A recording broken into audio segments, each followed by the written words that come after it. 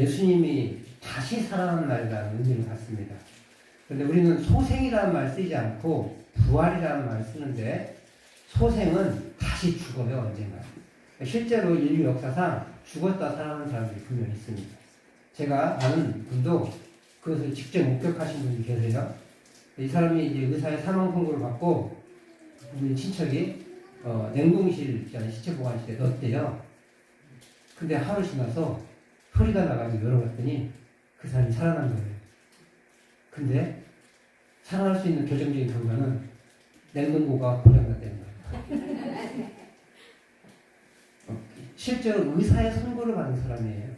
의사가 돌팔이었거나 뭐 있을 수 있었겠지만 실제로 의학상으로는 사망 선고를 받은 사람이 제가 아는 집사님의 친척분들이 살아나신 것을 저한테 얘기해 준 적이 있어요. 그렇게 살아났지만 몇 년 있다 다시 돌아가셨어요. 그걸 우리는 소생이라고 해요. 부활이라고 하지 않습니다. 부활은 다시 죽지 않은, 유일하게 죽었다가 살아나셨는데 아직까지 죽지 않으신 분이 단 한 분 계신데 그분이 예수님이라고 우리는 믿습니다. 그래서 우리는 그것을 부활하신 날이다 해서 부활절을 지키고요. 또 그것도 의미 있지만 더 큰 의미는 우리의 영적으로 우리를 다시 창조하셨다라는 날로 믿습니다. 그러면 왜 부활이 우리에게 생명이 오는지, 생명을 주는 것인지, 왜 부활을 우리가 기독교가 이렇게 강조하는지. 보통은 크리스마스가 강조되어지는데 사실 내부적으로는 교회 안에서는 이 부활이 훨씬 더 강조됩니다. 다만 크리스마스는 겨울에 멋진 것이 있어서 그 축하하는 의미가 좀 강하고요. 그래서 잔치를 합니다. 근데 부활은 죽음을 통과해야 되기 때문에 잔치적인 성격보다는 신학적인 의미만 강조하는 것으로 끝나기도 합니다. 그래서 세상의 사람들은 부활이라는 의미를 잘 모르지만 기독교 내부에서는 이 부활이라는 의미가 성탄이라는 의미가 훨씬 더 강조되고 있습니다. 오늘 이 부활절을 맞이해서 우리에게 생명이 어떻게 열렸는지에 대해서 묵상하기를 원합니다. 오늘 본문은 사실 작년에 부활절에 했어요. 작년에는 52장 13절부터 53장 13절까지 12절까지 했고, 오늘은 그 부분에 그 전체적인 맥락 안에서 10절에서 12절만 따로 떼서 이 부분만 강조하려고 합니다. 그래서 이 생명과 죽음에 대한 이야기를 할 거고요. 그리고 그 전에는 죽음에 대한 이야기가 많이 있었죠. 부활절임에도 불구하고. 그 예수님이 십자가에 달려 돌아가셨는데 오늘은 그 대속이 이루신 결과가 어떤 것인지에 대한 말씀을 나누려고 합니다. 1965년 겨울이었어요. 한 육군 부대에 수류탄 투척 훈련이 있었습니다. 그래서 이제 실제로 훈련병들한테 수류탄을 처음 던지게 하는 거예요. 저는 공군을 나와가지고 수류탄을 한 번도 못 던져봤어요. 총도 몇 번 못 쐈어요. 육군은 실제로 전투 요원이기 때문에 총도 많이 쏘고요. 수류탄도 던져봅니다. 뭐 수류탄 던지고 뭐 엎드리기도 한다고 하는데 저희는 그런 걸 해본 적이 없어요. 저는. 근데 그 훈련 중에 저희 군대 갔다 오신 분은 알겠지만 총만 쏴도요 엄청나게 사람을 굴려요. 정신차리라고. 왜냐면 총기 사고 잘못나면 사람이 죽으니까. 근데 수류탄을 던지면 한 명이 죽는 게 아니잖아요. 총은 한 발 쏴지니까 한 명만 죽습니다. 죽어도. 근데 수류탄은 한꺼번에 수십 명도 죽을 수 있으니까 엄청나게 굴립니다. 정신차리라고. 그런데 실제 어떤 사병 하나가 수류탄 딱 했는데 엉뚱한 데 던진 거예요. 쫙 멀리 던져야 되는데 여기서 톡 떨어뜨렸어요. 그러면 수류탄이 이상하게 있잖아요.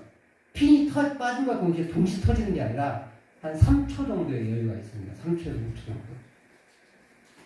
근데 그때 그 폭탄이 터지면 이제 그 주변에 수십 명의 군인들이 한꺼번에 죽는 거예요. 아마도 이때 이제 그 월남 전쟁 중이었을 거예요. 그때는 그랬던 것 같아요. 그러다가 그 폭탄이 터지기 직전 누군가 그 수류탄을 덮습니다. 자기 몸을 희생해서. 그리고 그 사람은 그 자리에서 사망합니다. 그것이 그 유명한 영화였던 소령 강제구입니다. 원래 대위였는데 대위 중대장으로서 그 중대에 수류탄 투척 훈련을 하던 상황이었는데 그가 그 사병의 실수를 보고 자신을 희생해서 다른 모든 부대원들을 살리는 그런 희생을 감수했습니다. 그 희생을 통해서 그가 죽고 다른 부대원 수십 명이 살아난 거예요. 그래서 사후에 그가 1계급 특징합니다. 그래서 소령으로 이야기 되어지고 있는데 원래는 죽을 때까지는 대위였고요. 그리고 이제 그것을 기념하기 위해서 소령이라는 칭호를 계급을 특징시켜줬고 그 다음에 태극 무공훈장, 제가 알기로 우리나라에서 제일 좋은데 태극 무공훈장을 수여 추섭이었습니다. 이 이야기가 우리에게 큰 울림을 주는 이유는 있잖아요. 한 사람의 희생이 다른 사람의 생명, 또 여러 사람의 생명을 살렸기 때문입니다. 그냥 누군가 죽을 수 있어요. 근데 그 죽음을 우리가 기억하지는 않습니다. 근데 이 소령 강제구, 우리 어린 친구들은 모르겠지만 제 나이 또래만 돼도 그 영화를 보고 심지어 학교에서 전차 사냥을 했기 때문에 안 볼 수가 없었어요. 그렇게 그 방공 교육으로도 또 사용되어졌던 이유는 그의 희생이 고귀했기 때문입니다. 누군가의 죽음으로 어떤 사람들이, 많은 사람들이 살아난다는 것, 그것이 바로 우리 마음을 움직입니다. 그런데 성경은 더 놀라운 이야기를 우리에게 들려줍니다. 예수 그리스도께서 우리를 위해 자신을 내어주셨다는 거예요. 하나님이신 분이 사람이 되셔서 피조물인 사람을 위해 희생하셨습니다. 이를 이사야라는 선지자가 미리 예언으로 보여주고 있는 것이 바로 오늘 본문입니다. 예수님이 태어나기 700여 년 전에, 700에서 한 750년 전에 이 글이 기록되어 있어요. 우리가 오늘 읽었던 본문 이사야 53장 10절 말씀을 다시 한번 읽어보도록 하겠습니다. 시작. 여호와께서 그에게 상함을 받게 하시기로 하사 질고를 당하게 하셨은즉 그 영혼을 속건제물로 드리게 이르면 그 씨가 보게 되며 그의 날이 길 것이요 또 그의 손으로 여호와께서 기뻐하시는 뜻을 성취하리로다. 아멘. 네, 하나님은 그의 아들을 종으로 보내셨어요. 이 종이라는 개념을 우리가 사용하시는데 이 종의 고난을 통해서 구원의 길을 열어주셨습니다. 강제구 소령이 수류탄을 덮는 순간처럼 이 종 예수님도 우리를 위해 그의 몸을 내어주신 것입니다. 이 고난은 우연이 아니었습니다. 10절 앞부분에 그 파란 글씨를 보면 여호와께서 그에게는 이 53장 본문에서는 종이라는 의미이고요. 우리가 해석하는 이해로는 예수님이세요. 그에게 사함을 받게 하시기를 원하셨다라고 표현하고 있습니다. 무슨 말이냐면 예수님이 사함을 받는 게 하나님의 뜻이래요. 근데 하나님이 작정하신 거라는 거예요. 그런데 이 42장에서는 이사야서 42장에서는 이 여호와의 종을, 하나님의 종을 내가 기뻐하는 나의 택한 자 이렇게 말하거든요. 근데 내가 기뻐하고 내가 택한 자가 53장에서는 뭘 받기로 원한다고요? 상함을 받기로 원했대요. 이거 앞뒤가 안 맞잖아요. 더더군다나 이 상함이라는 단어가 뭐냐면 으스러뜨리는 단어다 이런 뜻이에요. 그냥 이게 칼로 좀 베이비 이런 게 아니라 몸이 으스러뜨려지는 거예요. 이 굉장히 충격적인 단어예요. 그걸 원하셨대요. 이상하잖아요. 이율배반적이잖아요. 당신께서 기뻐하시고 택한 자인데 지금은 어떻게 되길 바래요? 으스러뜨림 당하기를 원한대요. 마음이 변죽이 막 죽고 있듯이 반하는 하나님의 모습 같아요. 왜 그럴까? 이게 왜 그러냐면, 하나님이 우리 이 백성들을, 당신의 백성들을 사랑하고 구원하기로 원하셨기 때문에 그래요. 그래서 아들이 으스러뜨림을 당해도 하나님의 백성이 하나님의 백성으로 구원받기로 하셨다. 그 으스러뜨림을 당한다는 것이 속건제래요. 속건제물로 드리죠. 이제 제 구약에는 제사가 여러 번 있는데 이 속건제는 언제 드리냐면 배상해야 될 때, 남의 물건을 손해보게 했을 때, 그때는 20%의 배상을 하고 그리고 다시 제사를 드려야 되는 거예요. 그걸 속건제라고 하는데, 예수님이 속건제물이 됐다는 거예요. 그건 무슨 뜻이냐면 하나님이 손해보신 게 있는 거예요. 하나님의 것을 손해본 게 있는 거예요. 하나님은 누구를 잃어버리셨는데? 이스라엘 백성, 하나님의 백성을 잃어버리신 거잖아요. 그 잃어버린 것에 대한 것이 하나님이 손해본 거라는 거예요. 그래서 예수님은 속건제물로 받으셨다라고 표현합니다. 소유권을 가진 사람이 권리가 훼손됐다고 했을 때 드려진 희생제사인데, 배상제사인데, 이스라엘의 잘못을 저질러 종에 의해 배상을 요청하는 것입니다. 종은 이스라엘을 대신하여 제물로 드려졌습니다. 그 결과가 많은 사람에게 구원과 생명이 주어졌습니다. 종이 속건제물로 드려지면 그 씨를 보게 돼요.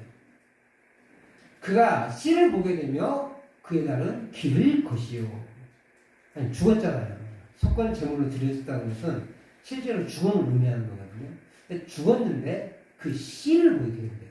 그가 씨를 본다는 것은 후손을 본다는 뜻이거든요. 근데 후손이라는 의미는 뭐겠어요? 예수님이 결혼도 안 했거든요. 근데 실제로 죽었어요. 죽었으니까 후손을 볼 수가 없는데, 후손을 본다는 의미는 바로 믿음의 사람들이 생겨날 것이다 라는 의미입니다. 그리고 그의 날이 길 것이다 라는 말도 없이 하나님의 많은 백성이 생겨날 것이다 라는 그런 의미를 담습니다. 이것은 하나님이 원하시는 종이 으스러트림을 당해서 나타나는 생명입니다. 그것은 여호와 하나님이 기뻐하시는 뜻을 성취하는 것이기도 해요.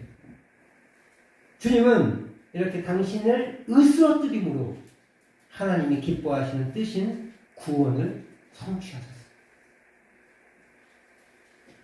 둘째로 우리가 생각해 볼 것은 11절, 12절 말씀인데, 먼저 본문을 같이 한번 읽어보도록 하겠습니다. 11절, 12절 같이 읽습니다. 시작. 그가 자기 영혼에 수고한 것을 보고 만족하게 여길 것이라. 나의 의로운 종이 자기 지식으로 많은 사람을 의롭게 하며 또 그들의 죄악을 친히 담당하리로다. 그러므로 내가 그에게 존귀한 자와 함께 몫을 받게 하며 강한 자와 함께 탈취한 것을 나누게 하니, 이는 그가 자기 영혼을 버려 사망에 이르게 하며 범죄자 중 하나로 헤아림을 받았음이니라. 그러나 그가 많은 사람의 죄를 담당하며 범죄자를 위하여 기도하였느니라. 아멘. 첫 번째, 그가 으스러뜨림을 당해서 이룬 것이 무엇이냐? 생명이라는 거예요. 두 번째, 그가 또 으스러뜨림을 당해서 얻은 것이 무엇이냐? 의롭게 했던 사람이에요. 그래서 하나님이 이 예수, 하나님의 종을 존귀하게 여기고, 그래서 그 몫을 받게 하고 강한 자와 함께 탈취한 것을 나누게 하겠다. 그러니까 이 말은 꼭 그렇게 그 예수님한테 돈 주고 막 그러겠다는 의미가 아니라 높이시겠다는 뜻이에요. 승리자라는 거예요. 사람들은 죽음을 패배라고 생각합니다. 끝이라고 생각해요. 근데 성경은 뭐라고 얘기하냐면 예수님의 죽음을 승리라고 얘기해요. 그래서 승리했기 때문에 승리한 사람, 전쟁에서 승리한 사람은 전리품을 갖게 되잖아요. 그 전리품을 나누어 주겠다. 즉, 이 예수님의 희생이, 그래서 일어난 구원과 의가 하나님에게서는 승리이다라고 인정해 주는 거예요. 그래서 그분을 높이시겠다라고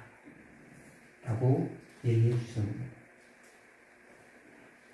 예수님의 희생을 통해서 우리는 의롭게 되었습니다. 이 의롭다 함을 받은 사람으로서 하나님과의 관계가 회복될 수 있도록 회복되었습니다.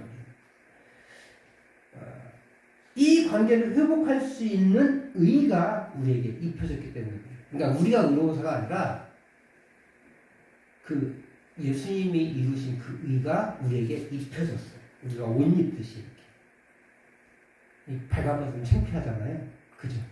근데 옷을 입으니까 멋있어 보여요. 멋있어진 거예요. 그러니까 그렇게 의로운 사람이 되는 거예요. 원래 의로우신 하나님은 불의한 우리와 교제할 수가 없어요. 그래서 영적인 죽음에 이르게 됐는데 이 관계를 회복할 수 있는 의가 우리에게 입혀졌다는 거예요. 그래서 더 이상 우리는 불의한 존재가 아니라 의로운 존재가 됐습니다. 그렇게 우리는 하나님이 의롭게 하시는 목적대로 살아가야 될 줄 믿습니다.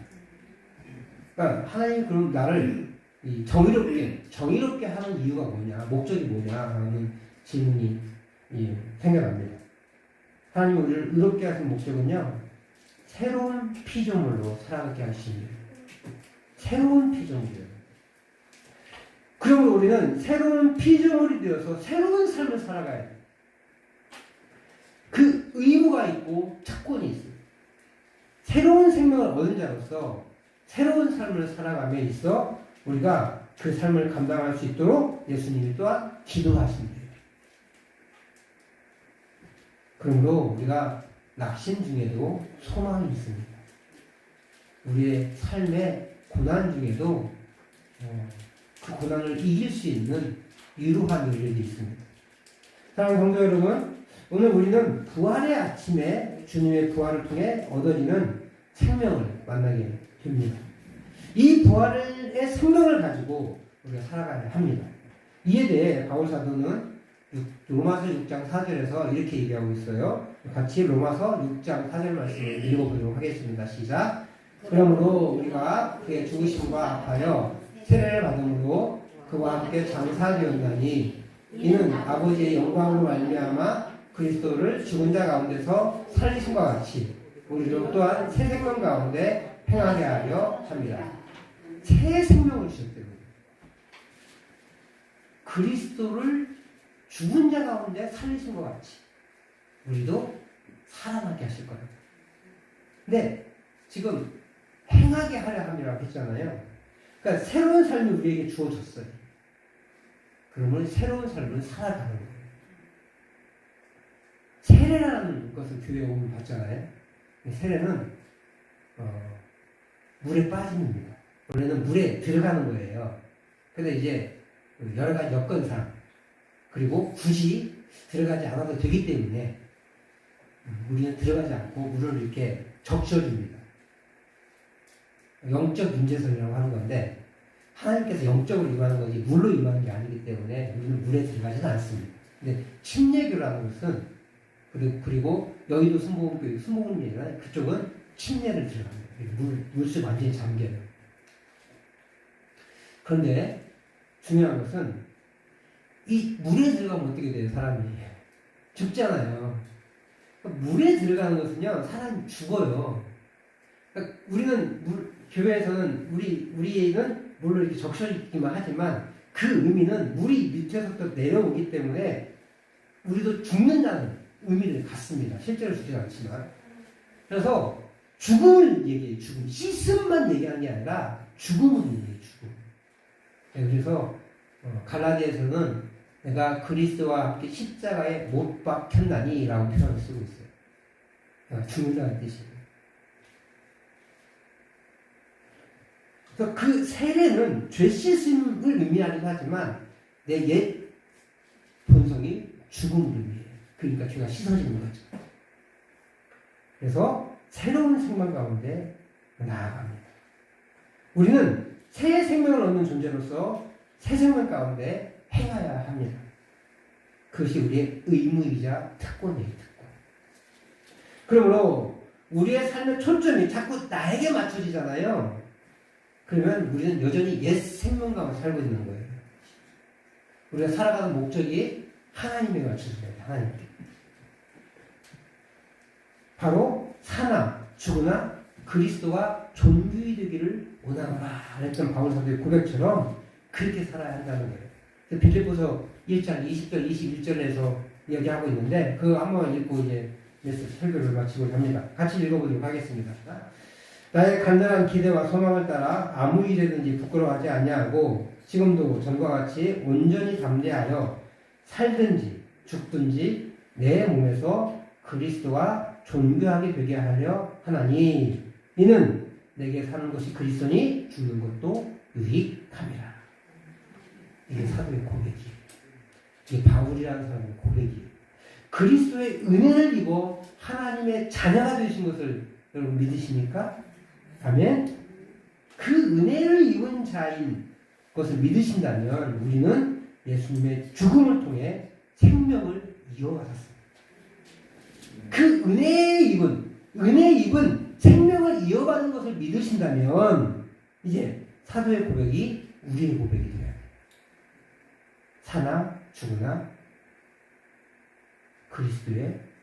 그리스도가 존귀하게 되기를 원한다.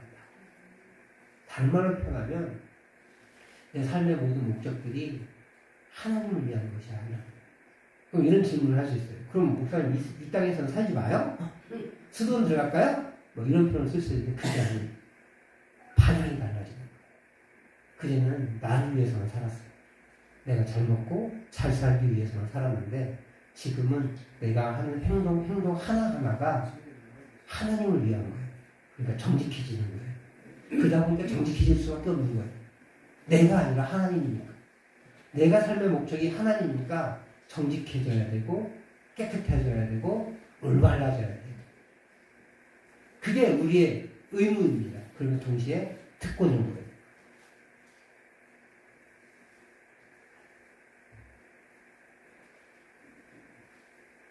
바울 사도는 이것을 위해서 죽는 것도 유익합니다라고 말하고 있어요.